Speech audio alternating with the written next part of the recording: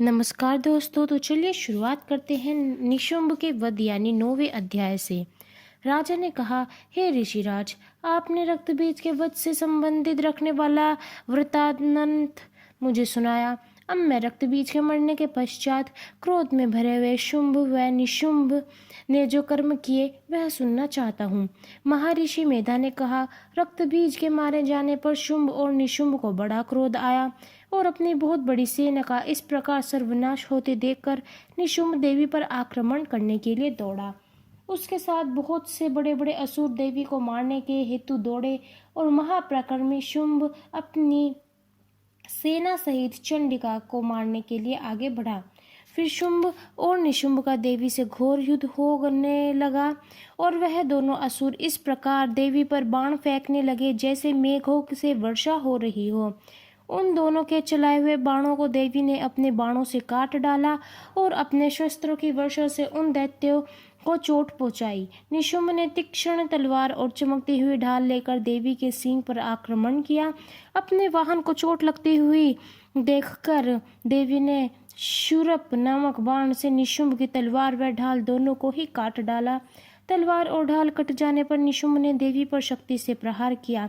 देवी ने अपने चक्र से उसके चक्र के 2 टुकड़े कर दिए।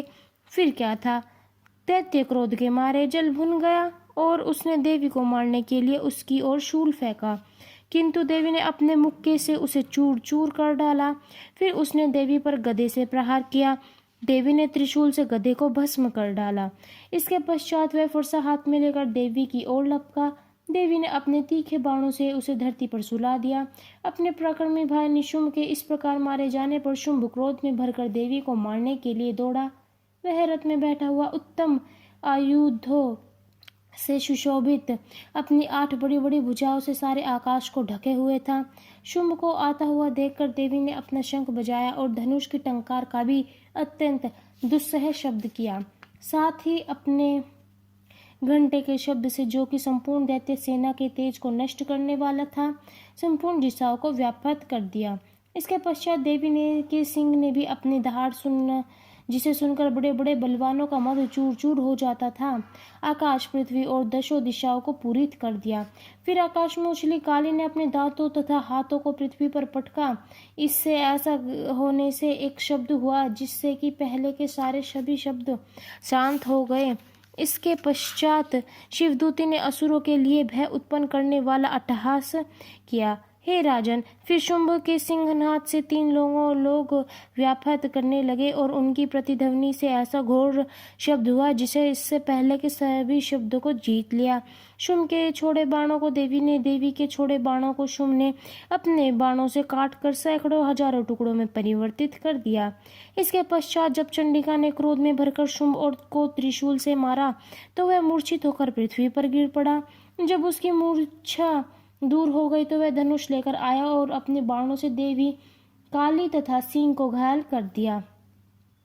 देवताओं को दुखी करने वाले निशुंभ को त्रिशूल हाथ में लिए हुए आता देखकर चंडिका ने अपने त्रिशूल से उसकी छाती पर प्रहार किया और उसकी छाती को चीर डाला। शूल विदीर्ण हो जाने पर छाती में से उस एक जैसा ही एक महाप्रकर्मी दैत्य ठहर कहता हुआ निकला। उसे देखकर देवी ने बड़े जोर से ठहाका लगाया। अभी वह निकल भी ना पाया था कि उसके सिर अपनी तलवार से देवी ने काट डाला। सिर के कटने के साथ ही वह पृथ्वी पर गिर पड़ा। तुरंत सिंह दहाड़ दहाड़ कर असुरों के को भक्षण करने लगा। कितने बड़े बड़े महाप्रकर्मियों का कामचूर निकालकर उन्हें यमलोक भेज दिया और इंद्री से कितने ही महाबली राक्षस टुकड़े टुकड़े हो गए। कई दैत्य मारे गए, कई भाग गए, कितने ही काली शिवदूती और सिंह ने भस्म कर दिए। चलिए 10वां अध्याय शुरू करते हैं। महर्षि मेधा ने कहा, हे राजन, अपने प्यारे भाई को मरा हुआ तथा सेना को नष्ट होता हुआ देखकर क्रोध में भरकर दैत्य का राजा शुंभ कहने लगा, दुष्ट दुर्गे, तू अहंकार में गर्व मत कर, क्योंकि तू दूसरों के बल पर लड़ रही है। देवी ने कहा, हे दुष्ट, देख, मैं तो अकेली ही हूँ। इस संसार में मेरे सिवा कोई दूसरा है? यह सब मेरी ही शक्तियाँ हैं। देख, सभी की सब मुझ में प्रविष्ट हो रही है। इसके पश्चात ब्रह्माणी आदि सभी देवियाँ उसी देवी के शरीर में लीन हो गई और देवी अकेली हो गई।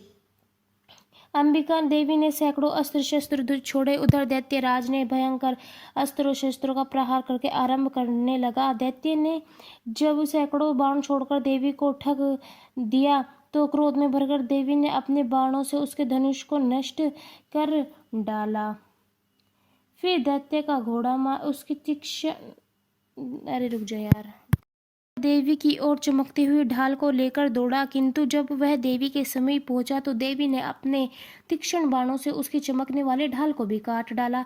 फिर दैत्येंद्र का घोड़ा मारा गया, रथ टूटा गया, सारथी मारा गया। तब वह भयंकर मुद्रित होकर देवी पर आक्रमण करने लगा। दैत्य ने जब देवी को मुक्का मारा तो देवी ने उसकी छाती पर एक जोर का थप्पड़ मारा। थप्पड़ खाकर पहले तो दैत्य पृथ्वी पर गिर पड़ा, किंतु तुरंत ही वह खड़ा हुआ। फिर वह देवी को पकड़कर आकाश की ओर उछला और वहां जाकर दोनों में घोर युद्ध हुआ। वह युद्ध ऋषियों व देवताओं को आश्चर्य में डाल देने वाला था। देवी आकाश में दैत्य के साथ बहुत देर तक युद्ध करती रही। फिर दैत्य ने भी देवी को आकाश में घुमाकर पृथ्वी पर गिरा दिया। दुष्ट आत्मा दैत्य पुनः उठकर देवी को मारने के लिए दौड़ा। तब उसको अपनी ओर आता हुआ देखकर देवी ने उसकी छाती विदीर्ण करके उसको पृथ्वी पर पटका दिया। बाकी ऐसा होते हुए देखकर सब शांत हुआ और देवताओं के चेहरे पर मुस्कान नजर आन पड़ी। उसके मारे जाने से नदियां अपने ठीक मार्ग से बहने लगी। संपूर्ण देवताओं का हृदय हर्ष से भर गया। सूर्य की कांति स्वच्छ हो गई। यज्ञशालाओं की बुझी हुई अग्नि अपने आप प्रज्वलित हो उठी। चारों दिशाओं में शांति फैल गई। 11वां अध्याय। देवताओं का देवी की स्तुति करना और देवी का देवताओं को वरदान देना। महर्षि मेधा कहते हैं, दैत्य के मारे जाने पर इंद्रादि देवता अग्नि को आगे करके कात्यायनी देवी की स्तुति करने लगे। उस समय अभीष्ट की प्राप्ति के कारण उनके मुख खिले हुए थे। देवताओं ने कहा, हे शरणगातों के दुख को दूर करने वाली देवी, तुम प्रसन्न हो आओ। हे संपूर्ण जगत की माता, तुम प्रसन्न हो आओ। हे विवेश भरी, तुम विश्व की रक्षा करो, क्योंकि तुम्हारा इस चर और अचर जगत की ईश्वर हो। हे देवी, तुम संपूर्ण जगत की आधार रूप हो, क्योंकि तुम पृथ्वी पर रूप में भी स्थित हो और अत्यंत पराक्रम वाली हो। तुम विष्णु की शक्ति हो, विश्व की बीज परमाया हो, और तुम ही से ही इस संपूर्ण को जगत को तुमने ही तो मोहित कर रखा है। तुम्हारे प्रसन्न होने पर पृथ्वी को मोक्ष प्राप्त होती है। हे देवी, संपूर्ण विद्याओं को तुम्हारे भिन्न भिन्न स्वरूप है। तुमको नमस्कार है। काल काष्ठ आदि रूप में अवस्थित को परिवर्तन की ओर ले जाने वाली, प्राणियों का अंत करने वाली नारायणी, तुमको नमस्कार है। दीन दुखी की रक्षा में तप्तर संपूर्ण पीड़ा को हरने वाली, हे नारायणी, तुमको नमस्कार है। हे नारायणी, तुम ब्रह्मा का रूप धारण करने वाली हंसों से जुते हुए विमान पर बैठती हो तथा कुश से अभिमंत्रित जल छिड़कती रहती हो। तुम्हें नमस्कार है, तुम्हें नमस्कार है। हे दांतों पर पृथ्वी धारण करने वाली वाराह रूपिणी कल्याणमयी नारायणी, तुम्हें नमस्कार है। हे शिवदूती, स्वरूप से दैत्यों के महामद को नष्ट करने वाली, हे घोर रूप वाली, हे महाशब्द वाली, हे नारायणी, तुम्हें नमस्कार है। हे लक्ष्मी जी, लज्जा, महाविद्या, श्रद्धा, पुष्टि, स्वदा, द्रोहा, महारात्रि, महाविश्वरूपा नारायणी, तुम्हें नमस्कार है, तुम्हें नमस्कार है। हे भद्रकाली, ज्वालाओं के समान भयंकर, अति उग्र एवं संपूर्ण असुरों को नष्ट करने वाला, तुम्हारा त्रिशूल हमें भय से बजाय असुरों के रक्त को और चर्बी से चर्चित जो आपकी तलवार है वह हमारा मंगल करे। हम आपको नमस्कार करते हैं। हे विश्वेश्वरी, तुम विश्व का पालन करने वाली विश्व रूपा हो, इसलिए समस्त विश्व को धारण करती हो। इसलिए ब्रह्मा विष्णु महेश को भी वंदनीय हो, जो भक्ति पूर्वक तुमको नमस्कार करते हैं। संपूर्ण जगत के पाप नष्ट कर दो और पापों तथा उनके फलस्वरूप होने वाली महामारी आदि बड़े बड़े उपद्रवों को शीघ्र ही दूर कर दो। त्रिलोकी निवासियों की पूजनीय परमेश्वरी, हम लोगों को वरदान दो। देवी ने कहा, हे देवताओं, मैं तुमको वर देने के लिए तैयार हूँ। आप जैसी इच्छा रखो वैसा वर मांगो, मैं तुमको दूंगी। देवताओं ने कहा, हे सर्वेश्वरी, त्रिलोकी के निवासियों की समस्त पीड़ाओं को तुम इस प्रकार हरती हो और हमारे शत्रुओं को इसी प्रकार नष्ट करती रहो। देवी ने कहा, वैश्वत मनवंतर के 28वें युग में 2 महाअसुर शुंभ और निशुंभ उत्पन्न होंगे। उस समय मैं नंदन गोप के घर पर यशोदा के गर्भ से उत्पन्न होकर विंध्याचल पर्वत पर शुंभ और निशुंभ का संहार करूंगी। फिर अत्यंत भयंकर रूप से पृथ्वी पर अवतीर्ण होकर मैं वैपचिती नामक दानव का नाश करूंगी। उन भयंकर महाअसुरों को भक्षण करते समय मेरे दांत अनार के पुष्प के समान लाल होंगे। इसके पश्चात स्वर्ग में देवता और पृथ्वी पर मनुष्य मेरी स्तुति करते हुए मुझे रक्तदंतिका कहेंगे। फिर जब 100 वर्ष तक वर्षा ना होगी तो मैं ऋषियों की स्तुति करने पर आयोनिज नाम से प्रकट होंगी और 100 नेत्रों से ऋषियों की ओर देखूंगी। अतः तुम मनुष्य शताक्षी नाम से मेरे कीर्तन करेंगे। उस समय मैं शरीर से उत्पन्न हुए प्राणों की रक्षा करने वाले शाकों द्वारा सब प्राणियों का पालन करूंगी और तब इस पृथ्वी पर शाकुंभरी के नाम से मेरी व्याख्याति होगी और इस अवतार में दुर्गा नामक महाअसुर का वध करूंगी और इसमें मैं दुर्गा देवी के नाम से प्रसिद्ध होंगी। इसके पश्चात जब मैं भयानक रूप से धारण करके हिमालय निवासी ऋषियों महर्षियों की रक्षा करूंगी तब भीमा देवी के नाम से मेरी ख्याति होगी। तब स्वर्ग में देवता और मृत्यु लोक में मनुष्य मेरी स्तुति करते हुए मुझे ब्रह्मारी नाम से पुकारेंगे।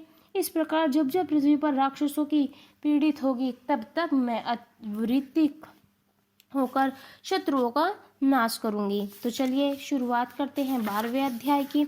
देवी बोली, हे देवताओं, जो पुरुष इन स्तोत्रों द्वारा एकंचित्र होकर मेरी स्तुति करेगा उसके संपूर्ण कष्टों को मैं निसंदेह हर लूंगी। मधुकैटभ के नाश, महिषासुर के वध और शुंभ तथा निशुंभ के वध की जो मनुष्य कथा कहेंगे, मेरे महात्म्य को अष्टमी, चतुर्दशी एवं नवमी के दिन एकाग्रचित मन से भक्ति पूर्वक सुनेंगे, उनको कभी कोई पाप न रहेगा। पाप से उत्पन्न हुई विपत्ति भी उनको ना सताएगी। उनके घर में दरिद्रता ना होगी, ना उनके प्रियजनों का विजय होगा। बलिदान, पूजा, होम तथा महोत्सव में मेरा यह चरित्र उच्चारण करना तथा सुनना चाहिए। ऐसा हवन या पूजन मनुष्य चाहे जानकर या बिना जानकर करे, मैं उसे तुरंत ग्रहण कर लेती हूँ। और शरद काल में प्रत्येक वर्षा में जो महापूजा की जाती है उनमें मनुष्य भक्ति पूर्वक मेरा यह महत्म्य सुनकर विपत्तियों से छूट जाता है और धन धान्य तथा पुत्रियों को समाता है। बाल गृहों में ग्रसित बालकों के लिए यह मेरा महात्म्य परम शांति को देने वाला है। मनुष्य में फूट पड़ने पर यह भली भांति मित्रता करवाने वाला है। पशु, पुष्प, अधर्य, धूप, गंध, दीपक इत्यादि सामग्री द्वारा पूजन करने से, ब्राह्मण को भोजन करा के, हवन करके, प्रतिदिन अभिषेक करके, नाना प्रकार के भोगों को अर्पण करके और प्रत्येक वर्ष दान इत्यादि करके जो मेरी आराधना की जाती है, मैं उसमें प्रसन्न हो जाती हूँ। वैसा ही प्रसन्न मैं इस चरित्र को सुनने से हो जाती हूँ। यह महात्म्य श्रवण कर पापों को हर लेता है तथा आरोग्य प्रदान करता है। मेरे प्रादुर्भाव का कीर्तन दुष्ट प्राणियों से रक्षा करने वाला है। राजा के क्रोध हो जाने पर, मारे जाने के भय से, समुद्र के नाव में डगमगाने पर, भयंकर युद्ध में फंसे होने पर, किसी भी प्रकार की पीड़ा से पीड़ित, घोर बाधाओं से दुखी हुआ मनुष्य मेरे इस चरित्र को स्मरण करके संकट से मुक्त हो सकता है। मेरे प्रभाव से सिंह, चोर, शत्रु इत्यादि दूर रहते हैं। इस प्रकार शुंभ व निशुंभ देवी के हाथों से मारे जाने पर बाकी बचे हुए राक्षस पाताल को चले गए। देखते ही देखते देवी अंतर्गत हो गई। हे राजन, इस प्रकार भगवती अंबिका नित्य हुई भी बार बार प्रकट होकर इस जगत का पालन करती है। महर्षि मेधा कहते हैं, इसको मोहित करने वाली देवी ही तो है, जन्म देती है और प्रार्थना करने पर समृद्धि प्रदान करती है। हे राजन, भगवती ही महाप्रलय के समान महामारी का रूप धारण करती है और वही संपूर्ण ब्रह्मांड में व्याप्त है। और वही भगवती समय समय पर महाकाली तथा महामारी का रूप बनाती है और स्वयं अजन्य होती हुई भी सृष्टि के रूप में प्रकट होती है। वह सनातनी देवी प्राणियों का पालन करती है और वही मनुष्य के अबुद्धि के समय घर में लक्ष्मी का रूप बनकर स्थित होती है तथा अभाव के समय दरिद्रता बनकर विनाश का कारण बन जाती है। पुष्प, धूप और गंध आदि सब पूजा करके उनकी स्तुति करने से यह धन एक पुत्र देती है और धर्म से शुभ बुद्धि प्रदान करती है। 13वां अध्याय। महर्षि मेधा ने कहा, राजन, इस प्रकार देवी के उत्तम महात्म्य का वर्णन मैंने तुमको सुनाया। जगत को धारण करने वाली इस देवी का ऐसा ही प्रभाव है। वह देवी को ज्ञान देने वाली है और भगवान विष्णु की इस माया के प्रभाव से तुम और यह वैश्य तथा अन्य विवेकजनिक मोहित होते रहते हैं और भविष्य में भी होते रहोगे। हे राजन, तुम इसी परमेश्वरी की शरण में जाओ। यह देवी आराधना करने पर मनुष्य को भोग, स्वर्ग तथा मोक्ष प्रदान करती है। मार्कंडेय जी ने कहा। महर्षि मेधा की यह बात सुनकर राजा सूरत ने उग्र व्रत करने वाले ऋषि को प्रणाम किया और राज्य के छीन जाने के कारण जो उसके मन में अत्यंत ग्लानि हुई उसे त्याग कर वह राजा तथा वैश्य तपस्या के लिए वन को चले गए और नदी के तट पर आसन लगाकर भगवती के दर्शन के लिए तपस्या करने लगे। दोनों ने नदी के तट पर देवी की मूर्ति बनाई और पुष्प धूप दीप हवन द्वारा पूजन करने लगे। उससे पहले आहार को कम कर दिया, फिर बिल्कुल निहार रहकर भगवती के मन में बसने के लिए एकाग्रता पूर्वक उसकी आराधना करने लगे। वह दोनों अपने शरीर के रक्त से देवी को बलि देते हुए 3 वर्ष तक लगातार भगवती की आराधना करते रहे। 3 वर्ष के पश्चात जगत का पालन करने वाली चंडिका ने उन्हें प्रत्यक्ष दर्शन दिए। देवी ने बोला, हे राजन, आपने अपने कुल को प्रसन्न करने वाला वैश्य, तुम जिस वर की इच्छा करते हो वह मांगो, मैं तुम्हें वह दूंगी। यह सुनकर राजा ने अगले जन्म में नष्ट न होने वाला अखंड राज्य और इस जन्म में बलपूर्वक अपने शत्रुओं को नष्ट करने के पश्चात अपने पुण्य राज्य प्राप्त करने के लिए भगवती से वर मांगा। और वैश्य ने भी, जिसका चित्त संसार की ओर से विरक्त हो चुका था, अतः भगवती से अपनी ममता तथा अहंकार रूप आकर्षित को नष्ट कर देने वाला ज्ञान को देने के लिए कहा। देवी ने कहा, हे राजन, तुम शीघ्र अपने शत्रुओं को मारकर पुनः राज्य प्राप्त कर लोगे। तुम्हारा राज्य स्थिर रहने वाला होगा और फिर मृत्यु के पश्चात आप सूर्य देव के अंश में जन्म लेकर सार्वणिक मनु के नाम से इस पृथ्वी पर ख्याति को प्राप्त होंगे। हे वैश्य, कुल में श्रेष्ठ, आपके जो वर मुझसे मांग रहे हैं वह मैं आपको देती हूँ। आपको मोक्ष देने वाले ज्ञान की प्राप्ति होगी। मार्कंडेय जी कहते हैं, इस प्रकार उन दोनों को मनमंचित वर प्रदान कर देवी तथा उन अपनी स्तुति सुनकर भगवती देवी अंतर्धान हो गई। और इस प्रकार क्षत्रियों में श्रेष्ठ वह राजा सूरत भगवान सूर्य के से जन्म लेकर इस पृथ्वी पर सार्वणिक मनु के नाम से व्याख्यात हुए।